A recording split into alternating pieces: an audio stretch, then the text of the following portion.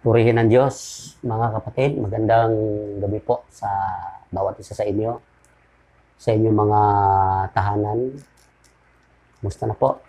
Kumusta na ang halos magdadalawang buwan na pananatili sa mga tahanan? May natutunan po ba tayo? O ano na ba ang ating mga kaisipan sa mga sandaling ito na patuloy ang ating pananatili sa ating mga tahanan? Marami pong di na maintindihan, marami pong nababagabag na, marami nang nababalisa. Pero tayo mga anak ng Diyos, patuloy tayong nagagalak dahil alam natin na ang Diyos ang siyang nagplano, siyang may higit na nakakaalam sa buhay ng bawat isa sa atin. Kaya magpatuloy lang po tayo sa ating pakikinig sa kanyang mga mensahe at sa ating mga panalangin. Hindi lang, dami nating ipapanalangin, hindi lang ang ating mga sarili, kundi yung ating mga kamag-anak, mga kapatiran sa church, mga pastor, mga leader ng ating bayan. Alam nyo, pwedeng ang tao ngayon, pwedeng matukso, pwedeng matakot, daming pwedeng mangyari. Pero anong paman, sabi nga, tayo pong mga naglilingkod sa Panginoon ay patuloy na umasa sa kabutihan ng Diyos. Samahan niyo muna ako sa panalangin bago tayo mag-aral sa kanyang mga salita. Aming Diyos na makapangyarihan sa lahat, patuloy ang aming pagpapasalamat sa iyo, Panginoon. Tunay nga po na ang iyong kabutihan ay hindi namin kayang sukatin, hindi namin kayang pantayan. Papasalamat po kami, Ama, sapagkat lagi ninyo kami binubusog ng maraming bagay. Iniingatan ninyo kami, binabantayan at tinitingnan ang aming pananampalataya kung patuloy ba itong gumagana o nabubuhay sa amin, Panginoon. Salamat po sapagkat lagi kang nagbibigay sa amin ng pagkakataon upang kami po ay makagawa ng mabuti at makapakinig ng inyong mga mensahe. Lagi kang nagbibigay ng pagkakataon upang kami, Panginoon, ay makapanalangin at patuloy na lumago sa aming buhay espiritual. Sa mga sandaling ito, kami minsan pa ay mag-aral ng inyong mga salita. Pangunahan niyo kami, Lord, upang aming maintindihan ng malinaw ang mga salitang aming pag-aaralan. Pinupuri ka namin, sinasamba ka namin, tinadakila ka namin, aming Diyos na makapangyarihan sa lahat. Sa pangalan ng aming Panginoong Hesus, ito po ang aming sama-samang panalangin. Amen, Lord. Amen. Salamat po. At yun nga po yung kung ano-ano na sa mga balita po, marami na pong may mga nagwawala na, may mga nanghina na ang kalooban. Pero sabi nga po ng salita ng Diyos, mapalad ang bumabasa sa aklat ng kautusan sapagkat ang mga bagay na ito ay malapit ng maganap. Yung bumabasa, sinasabi nga po yan sa chapter 1 verse 3 ng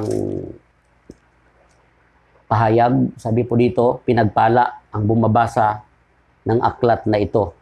Ang mga nakikinig sa mga propesya nito at tumutupad sa nasusulat dito sapagkat malapit na itong maganap.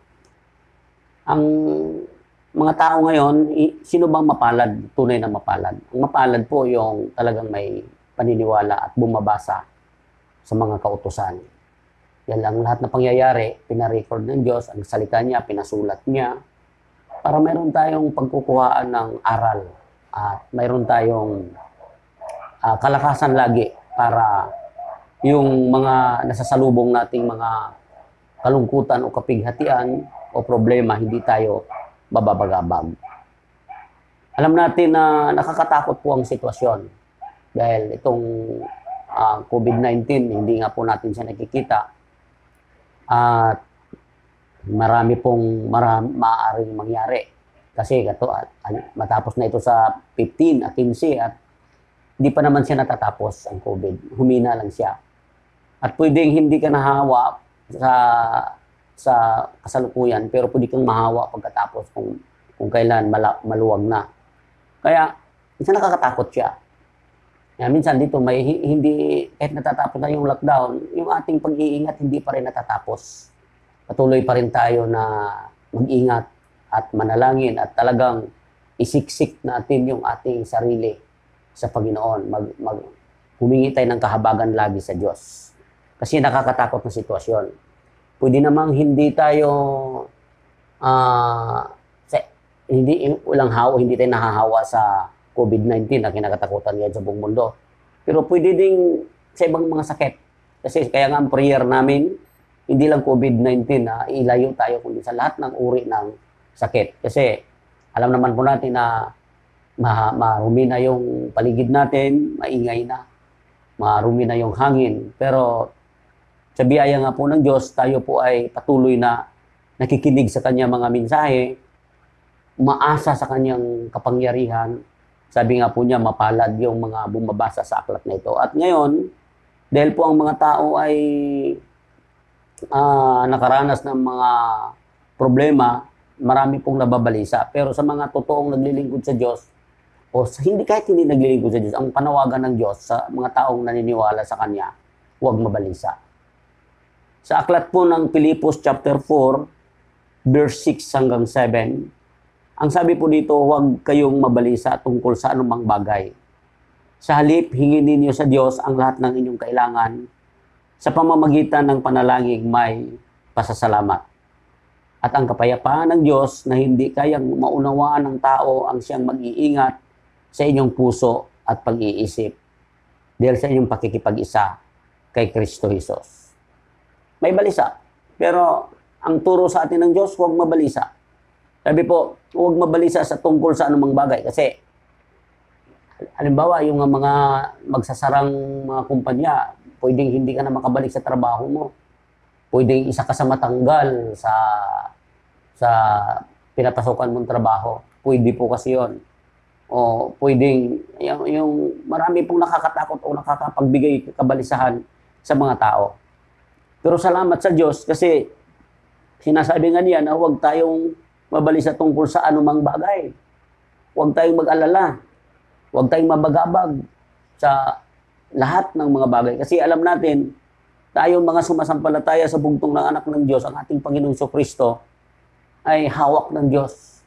Kaya sabi nga po dito, ang kapayapaan ng Diyos na hindi kayang maunawaan ng tao, ang siyang mag-iingat sa inyong puso at pag-iisip dahil sa inyong pakikipag-isa kay Kristo Jesus. Kaya mga kapatid, patuloy tayong umasa sa Diyos at alisin ang balisa sa ating mga puso.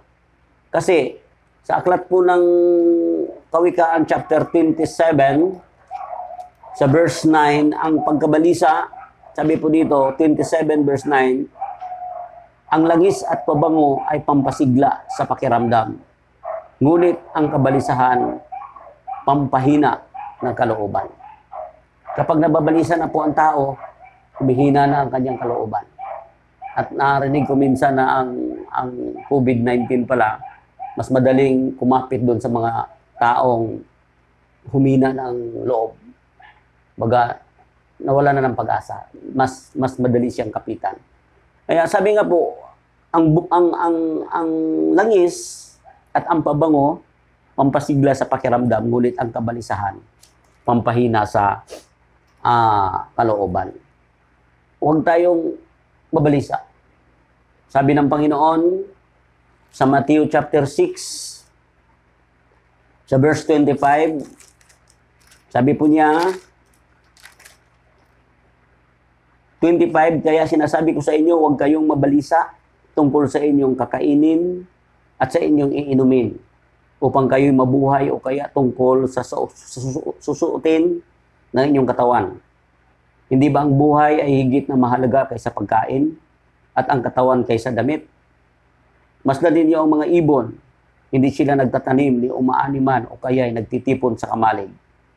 Ngunit pinapakain sila ng inyong Ama na nasa langit. Hindi ba higit kayong mahalaga kaysa mga ibon? Sino sa inyo ang makapagpahaba sa kanyang buhay ng kahit isang oras sa pamamagitan ng kanyang pagkabalisa? At bakit kayo nababalisa tungkol sa pananamit? Isipin ninyo kung paano tumutubo ang mga bulaklak sa parang. Hindi sila nagtatrabaho ni gumagawa ng damit. Ngunit sinasabi ko sa inyo, kahit si Solomon, sa kanyang karangyaan ay hindi nakapagdamit ng singganda ng isa sa mga bulaklak na ito. Kung dinadamitan ng Diyos ang damo sa parang na buhay ngayon at kinabukasan na iginagatong sa kalan, kayo pa kaya, kay liit ng inyong pananampalataya sa Kanya. Sa verse 31, kaya huwag kayong mag-alala na baka kayo kapusin sa pagkain, inumin o damit. Hindi ba't ang mga hintil na nababahala tungkol sa mga bagay na ito? Alam na ng inyong Ama na nasa langit na kailangan ninyo ang lahat ng ito. Ngunit higit sa lahat ay bigyan niyong halaga ang kaharian ng Diyos at ang pamumuhay ng ayon sa kanyang kalooban at ibibigay niya sa inyo ang lahat ng mga bagay na ito. Turo ng Panginoon mismo. Sabi ng Lord, huwag tayong mabalisa tungkol sa kakainin, dadamitin. Kasi, sabi nga po, mayroon laging nakahandang pagkain ng Diyos para sa atin. Sabi nga niya, kung tayo ngay masasamang ama ay marunong magbigay ng mabubuting bagay sa ating mga anak, siya pa kaya? Kung tayo ay anak ng Diyos at naniniwala tayong anak tayo ng Diyos, hindi tayo dapat mababalisa. Hindi tayo nababagabag. Maraming pwedeng gamitin ang Diyos sa lahat na tutugon sa ating mga pangangailangan. Naalala po natin si Elias, uwak ang ginagamit. Sa panahon ng Panginoon na kailangan na magbayad ng buhis, isda ang ginagamit. Marami pong pwedeng gawin ang Panginoon, gagamitin ang Panginoon para sa ating mga pangangailangan. Kaya bilang mga anak ng Diyos, walang dahilan para babalisa. May pangako ang Panginoon. Sabi nga po niya sa John chapter 14 verse 1, huwag mabagabag ang inyong kalooban. Sumampalataya kayo sa Diyos, sumampalataya din kayo sa akin. Sa verse 2, sa bahay ng aking ama ay maraming silid. Kung hindi ito totoo, sasabihin ko ba sa inyo, pupunta ako roon upang ipaghanda ko kayo ng inyong matitirhan. Sabi ng Lord, huwag mabagabag ang ating kalooban. Sumampalataya tayo. Maniwala tayo na kaya nga ang kanyang anak ay sinugo niya para tayo iligtas sa tiyak na kapahamakan. Kaya nga nandito ang Panginoon, inaalay ang kanyang dugo. Nabayubay siya sa cross para tubusin tayo sa lahat ng mga kasalanang namamana natin sa ating mga ninuno. At kaya nga nandito ang Holy Spirit para i-guide tayo, pangunahan tayo kung paano tayo mabuhay sa mundong ito. Hindi tayo dapat mabalisa, hindi tayo dapat na mabagabag o matakot o ano pa man. Bakit? Mula nung tanggapin natin si Lord sa ating mga puso bilang Panginoon na tagapagligtas, mayroon ng isang regalo ang Panginoon na ibinibigay niya para sa atin. Ang kanya pong ibinibigay na regalo para sa atin ay ang kanyang kapayapaan. Sa 14:27 ng John, sabi po, kapayapaan ang iniiwan ko sa inyo. Ang aking kapayapaan ang ibinibigay ko sa inyo. Hindi ito katulad ng kapayapaang ibinibigay ng mundo. Huwag kayong mabagabag o huwag mabagabag ang inyong kalooban. Huwag kayong matakot. Mayroong regalo ang Diyos sa atin, kapayapaan. Kailangan na nating tanggapin, kailangan na nating paniwalaan na ang Diyos kasama natin saan man tayo magpunta bilang mga anak niya. Kapag tayo humihingi, binibigyan niya. Kapag tayo humahanap, nakakasumpong tayo. Kapag tayo'y kumakatok, binubuksan niya tayo. Sapagkat naniniwala tayo na ang kanyang anak binigay niya sa atin at tinanggap natin ito. Sinasampalatayanan natin ang pagkamatay niya ng ating Panginoon sa cross. Hindi tayo dapat mababagabag. Sapagkat ang Diyos na ating pinaglilingkuran ay siya ang may kontrol sa lahat ng mga bagay. Kaya, sabi po, sa aklat ng Matthew, ng Pedro, unang Pedro chapter 4, verse 7, sabi po dito, ipagkatiwala ninyo sa Kanya ang inyong alalahanin sa buhay, sapagkat siya ang nagmamalasakit sa inyo. Ano sabi po dito? Ipagkatiwala ninyo sa Kanya ang inyong mga alalahanin. sapagkat siya ay nagmamalasakit sa inyo. Tiwala. Sumandal tayo sa Panginoon, umasa tayo sa Panginoon, huwag tayong matakot, huwag tayong mabagabag, huwag tayong paghinaan ng loob. Alam natin na mayroon tayong magandang tahanan na inihanda ang Diyos doon sa kalangitan pagdating ng mga panahon. Ay mga anak ng Diyos, lagi lang tayong magtiwala sa Panginoon. Sabi nga po sa aklat ng awit, sa chapter 50 verse 15 ng awit, kung kayo ay may bagabag, ako ay laging tawagin. Kayo'y aking ililigtas, ako'y inyong pupurihin. Kung tayo ay may mga bagabag, lagi tayong tumawag sa Diyos. Kaya, ngayon po, itong mga panahon na ito na talagang lagi tayong nananalangin. Mananalangin sa gabi, mananalangin sa araw, sa tanghali, o anumang, depende sa kaparahanan. Minsan, sabi nga, parang ang panalangin, paulit-ulit na lang nga po pinapanalangin natin. Pero sabi nga po ng aklat ng Panaghoy, hindi tayo dapat tumigil hanggang sa tumunghay mula sa langit ang ating Diyos. At ito pong talata na binabasa natin sa awit chapter 50 verse 15, kung tayo'y may mga bagabag, siya'y lagi ang tawagan. Kayo'y aking ililigtas, ako'y inyong pupurihin. Kaya mga anak ng Diyos, ang kapurihan ng Diyos ang siyang suma sa atin. Patuloy at patuloy tayong umasa sa mga magagawa ng Diyos. Hindi sa nagagawa natin. Tayo wala naman tayong magagawa. Ano ba magagawa natin? Puro lang naman tayo asa sa Panginoon at natutuwa ang Diyos kapag siya ang ating pinagkakatiwalaan. Kaya huwag tayong mabagabag. Ano na ang kasunod? Minsan, ang tao po kasi, halimbawa, katulad ngayon, naka-stack tayo sa bahay, wala tayong ginawa, kundi matulog, kumain, mag-Facebook, manood ng kung ano-anong gustong panoorin. Minsan, sasawa na, gusto nang magtrabaho. Pag may trabaho naman, gusto magpahinga. Hindi natin naiintindihan ng mga tao. Pero tandaan po natin, ang Diyos ay siyang suma sa atin, hindi po siya nagpapabaya. Matuto tayong sumunod sa kanyang kagustuhan.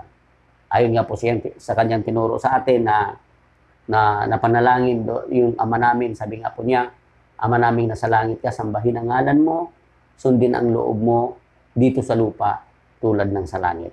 Kaya wala tayong ibang gagawin sa ating buhay kundi ang magtiwala, umasa, sumunod sa kalooban ng ating Panginoon. Sinabi niya na huwag tayong mabalisa, huwag tayong mabalisa.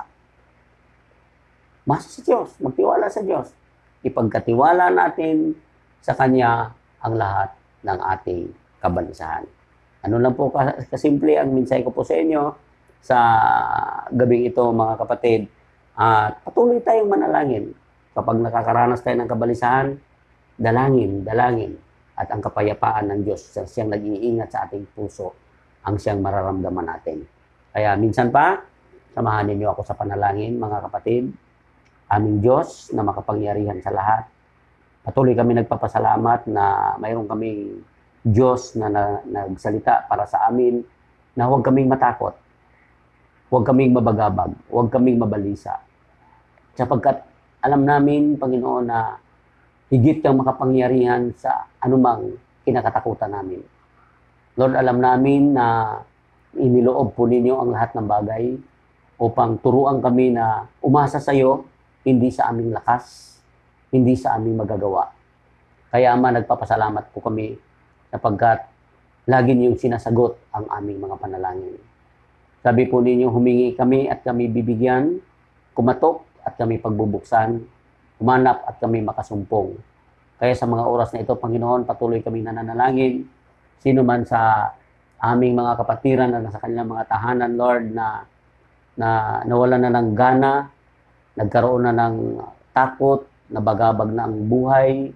Panginoon, hindi po maiksi ang iyong kapangyarihan, ang iyong kamay upang abutin sila.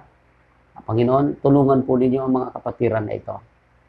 Kahit sino man ang nakakarinig sa mensahe ito, Panginoon, simpleng mensahe, tinuro niyo sa amin na huwag kaming mabalisa, huwag kaming mabagabag, bagkus hingin namin ang lahat ng aming kailangan sa pamamagitan ng panalangin.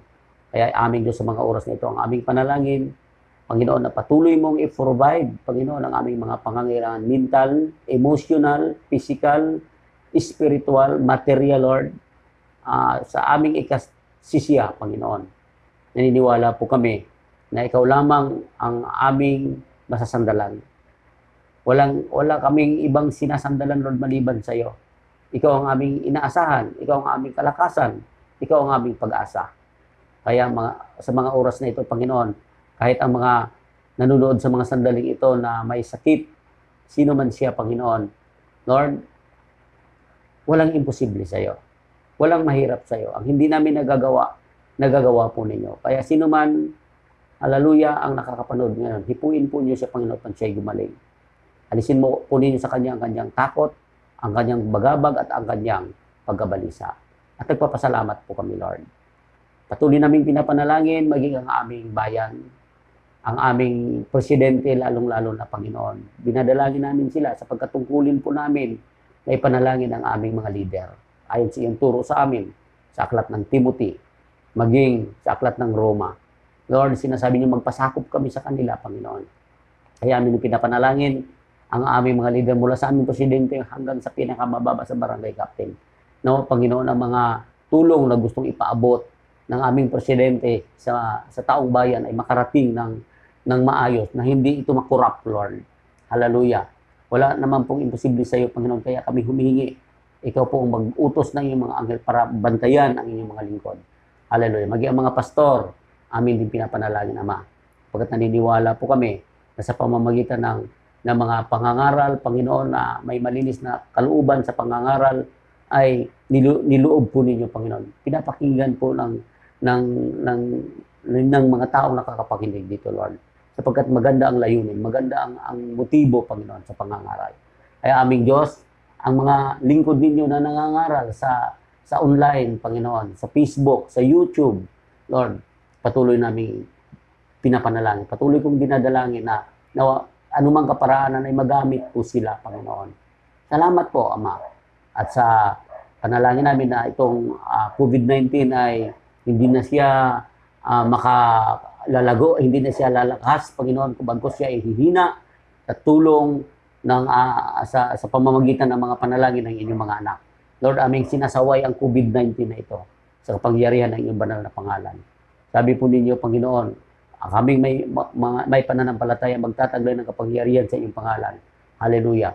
Kaya sa pamamagitan ng kapangyarihan ito, aming sinasaway, aming sinasawata ang COVID-19 na ito sa pangalan ng aming Panginoong Kristo. Kaya Lord, salamat po sa iyo. Patuloy po kaming nagpupuri sa iyo sapagkat alam namin, Panginoon, na sa iyo ang aming kaligtasan. Na sa iyo, Panginoon, ang pag-iingat ay nasa iyo lamang. Hallelujah. Padala mo ang iyong mga anghel pangpatuloy na mag-ingat at magbantay ng bawat isa sa amin. Kaya maraming salamat sa iyo, Ama. Pinupuri ka namin, sinasamba ka namin, dinadakila ka namin. In Jesus' name, ito po ang aming sama-samang panalangin. Amen, Lord. Amen. Amen.